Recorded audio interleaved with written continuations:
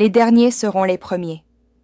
Dans le chapitre 20 de l'Évangile selon le spiritisme, nous trouvons la leçon profonde de Jésus.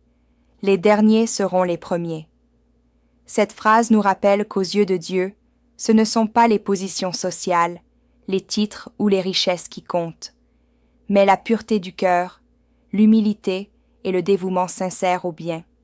Beaucoup qui semblent grands aux yeux du monde seront les plus petits dans le royaume des cieux, tandis que ceux que le monde méprise pour leur simplicité ou leur condition humble pourraient être parmi les premiers dans la vie spirituelle.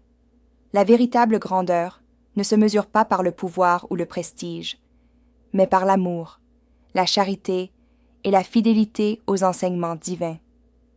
Dans la psychologie basée sur des preuves, l'humilité est considérée comme une vertu liée au bien-être, à la coopération et au renforcement des liens sociaux. Ceux qui cultivent l'humilité sont plus résilients et ouverts à l'apprentissage, démontrant que le dernier dans l'orgueil peut être le premier dans la croissance humaine.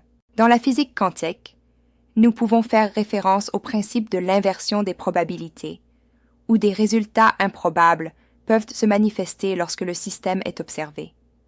De même dans la vie, ceux qui semblent insignifiants peuvent révéler, sur le plan spirituel, une brillance plus grande que ce que nous imaginons. Application pratique. Vivre cette leçon signifie valoriser l'humilité, la charité et le service aux autres au-dessus de toute position sociale. Nous pouvons pratiquer cela en reconnaissant la valeur de chaque personne, en cultivant la simplicité et en mettant l'amour en premier lieu. Avez-vous aimé ce scénario? Aimez, partagez et commentez comment vous pouvez appliquer la leçon selon laquelle les derniers seront les premiers dans votre vie.